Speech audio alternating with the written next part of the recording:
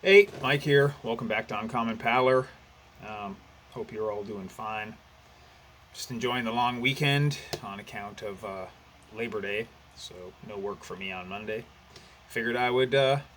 Figured it was high time to kick out a collection update. I went to pick my mail up last week. I got a package from. Well, the return address on it was from a mental health institution in Whitby, Ontario, which is about 4 hours east of me. It's on the other side of Toronto.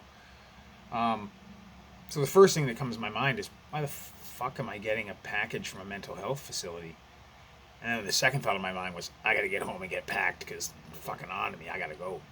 But when I opened it, it turns out there's a package in there that I had ordered from France via Discogs, um, and a yellow post-it note that said that my package had got stuck in one of the packages that showed up to them, so they figured I'd want to have it, so they forwarded it to me. So that's fucking awesome, because a lot of people would have just pitched it in the garbage and not given a shit. So it kind of reaffirms your faith in a really small, somewhat insignificant way. But yeah, that's really fucking cool of them, anyways. Yeah, and the record in question is this one, Warmageddon by Cory Horror. It's on Legion of Death Records. See, it's hand numbered out of 300, like all Legion of Death releases. Um, Korihor, black metal band from the Philippines. This is from 2002. This sounds like black metal that would, that you'd hear in 2002. There's no like folk influences like there is today in some of it. There's no noise. There's no soundscapes. No indication of Vikings. No nothing. It's just straightforward, well played black metal, and it's actually pretty fucking good. And yeah, and it's one step closer to having the entire discography of this label. I only need 4 now, and 2 of them are going to be a fucking pain in the ass to get. All right, next up from 1997, it's a split 7-inch between Desperate Corruption and Massground. It's on Bloodbath Records from Japan. Both the bands on it are from Japan. I've heard both these bands before. Around this same time, like 97, Desperate Corruption did a split with Enemy Soil, which I have. And Massground did, I guess around the same time, did a split 7-inch also on Bloodbath, but with another Japanese band called Monarchy Infernal. Desperate Corruption, it's just, textbook death metal. It's just, it's kind of jackhammering drums, and, it's just well played death metal. Massground, it's 2 dudes in a drum machine. It's kind of like early Napalm Death, but if you inserted kind of like an extreme, almost on the gurgling end of, death metal. Um, the drum machine on this, it's harder to tell it's a drum machine. On the other record I have by them, you can totally tell, but they did a better job at making it sound more natural on this. Yeah, it's a pretty good record. Not too bad. One I hadn't seen before. It was cheap, so I got it thrown into a Discogs order to pad it out postage wise. Next up on Forever Never Ends Records. It's a band from Seattle called Video Prick. There's a member of a band called Lysol in here. I saw Lysol play a few years ago in Toronto at Faith Void. They're good. It's not too far removed from what Video Prick is. This is their 2019 demo put to vinyl. It's just like what you would expect from, a 2020 DIY hardcore punk band. It's, like screaming vocals.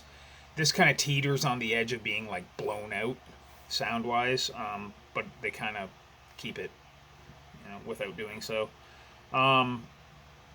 Yeah, it's got like stomping rhythms and then fast parts. I mean, there's a billion bands out here that are doing this exact same sort of thing, so And these guys are no better or no worse. I mean, I'll listen to it a few more times. Once I kind of commit the songs to memory, I'll probably enjoy it more than I do now. But, I mean, I don't not like it, but I don't, I'm not gushing about it. So, yeah.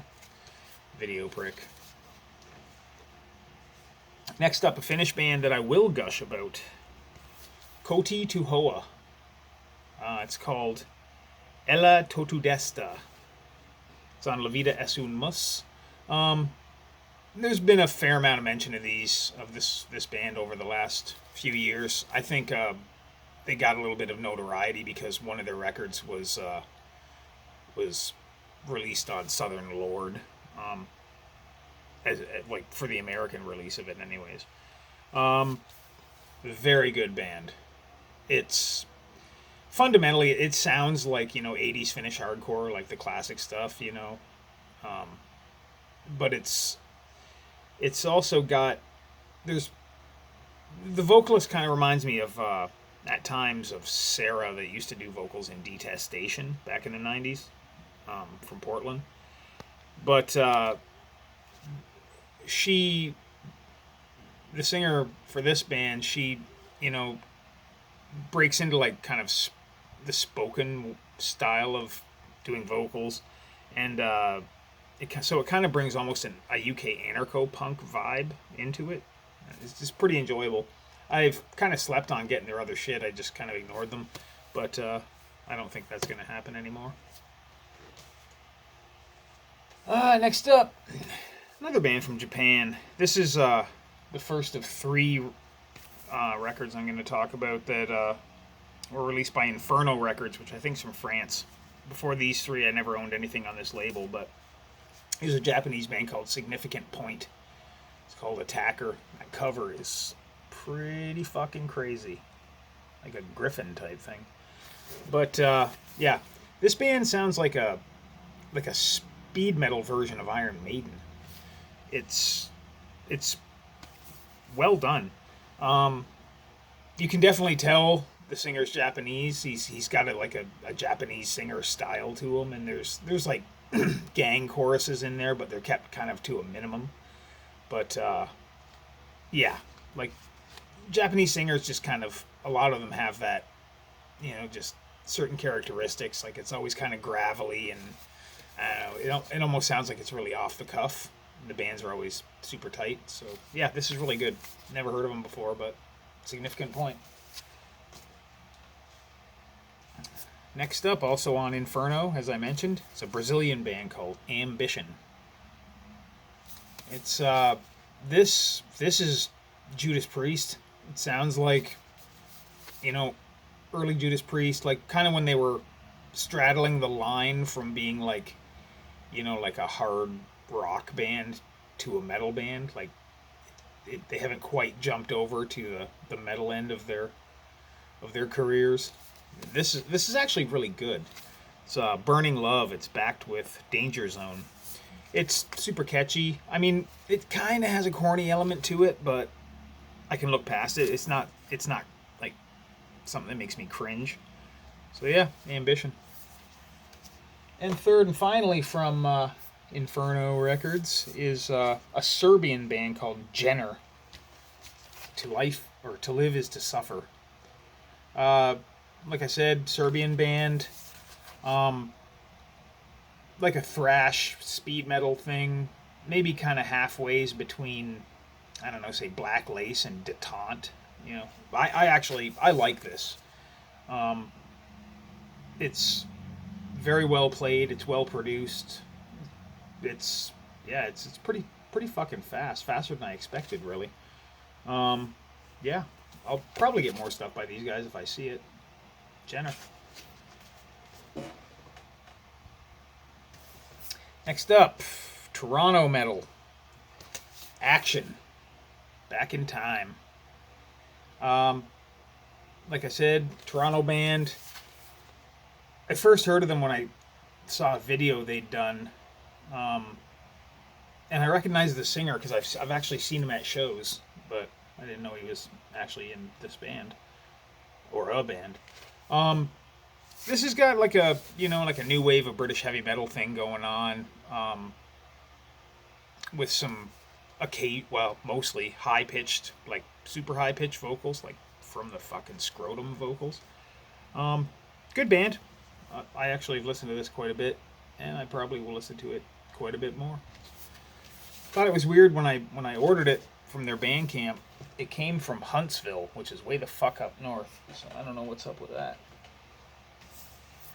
All right, next on Temple of Mystery Records, another Canadian metal band from the nation's capital of Ottawa, Thunderdome. It's called The Man of Rolling Thunder. It's a 12-inch EP. I'm not as stoked on this as I am on Axxion. It's kind of anthemic, and it's traditional metal. There's a new wave of British heavy metal influence to it as well. But the singer sounds like he's got some kind of fucked up head cold, and occasionally he devolves into crooning, which sucks.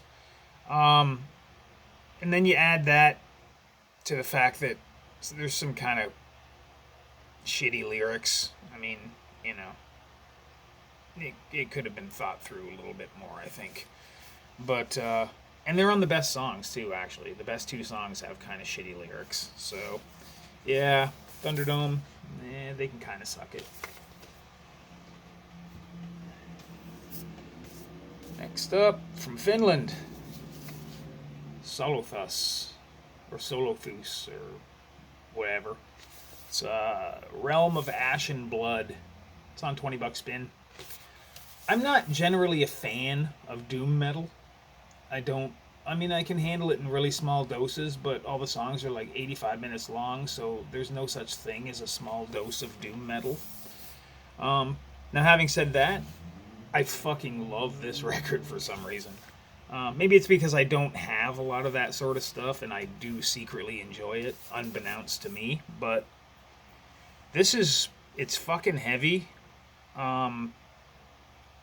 There's a death metal influence to the vocals. It's definitely doom metal, but it's got these like weird meandering guitar solo things through it, and I love that kind of shit, so I was pretty pleasantly surprised. It's got some super cavernous vocals though. But yeah, $20 spin. Actually got a winner here. For me anyway. Next we go to Bremen, Germany, for the 1996 Reconstructed record by Carol.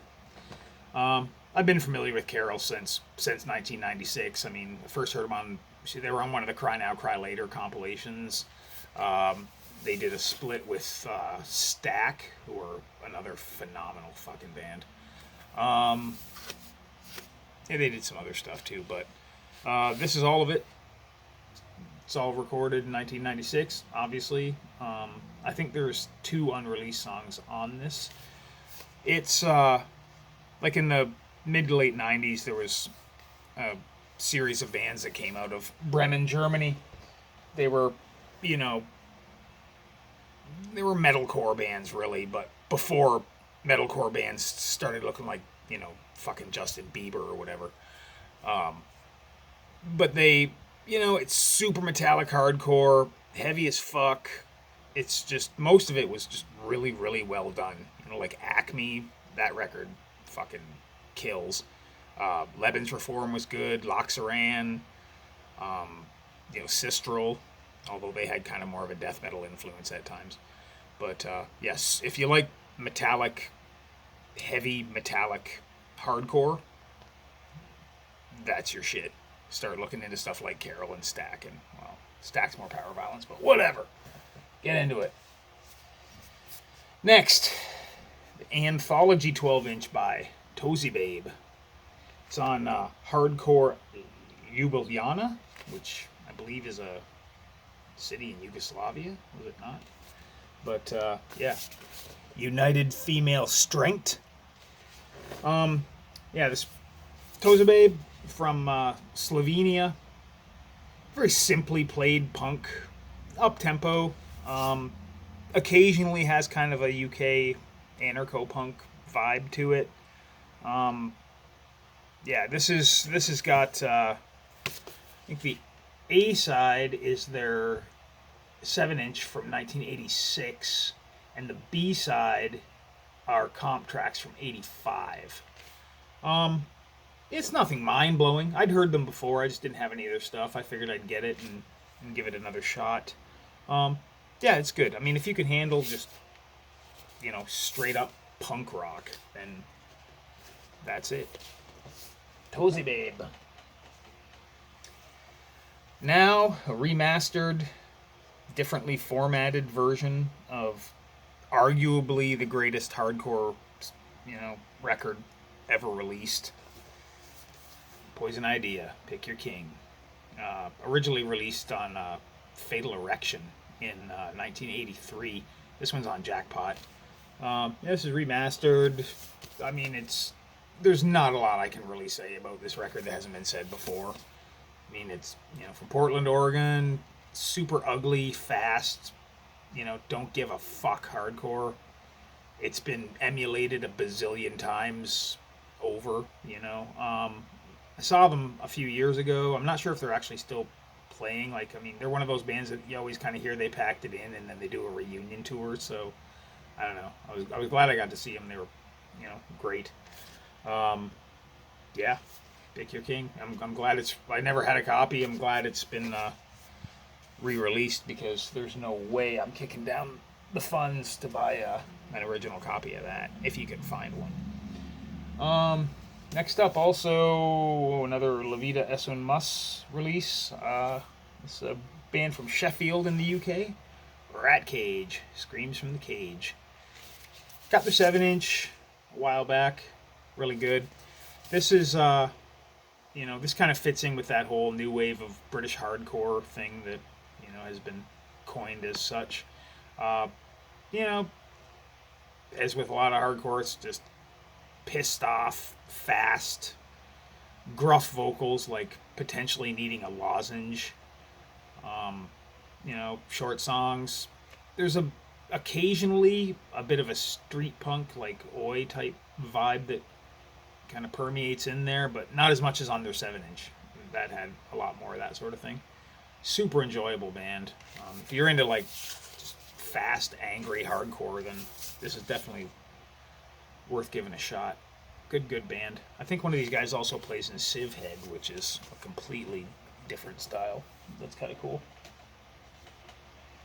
And finally, it's called LP1. It's by a band from Buffalo called Healer. Comes in a purple poly bag, which I've never seen before. But yeah, I got this sent to me by my buddy Eric, who is in this band. He was also in They Live and Running for Cover, No Deal, and No Time Left. Great dude. This has got more in common with They Live than any of those bands. It's kind of like They Live, but without the actual power violence thing. This is more like this is more along the lines of Infest. Super riff heavy, screaming vocals. It's produced well. It's a great fucking record, actually. Yeah, you can. I don't know. You can always tell with bands that Eric's done. They just have that sound. I hope to see him live one of these times. I had their 7-inch before this, but this kind of ups it a little bit. It was recorded in 2018, but I'm sure they have new stuff to release by now. Nothing special. Could be a giant fucking Healer bumper sticker. But yeah, I'll gush a little bit about this one because it's actually really, really good. It's over before I want it to be. So check that shit out. It's members of the other people in the band were in Human Touch, which I think I also have a record by them, but whatever. That's it for today. I'm going to go and try and do shit later.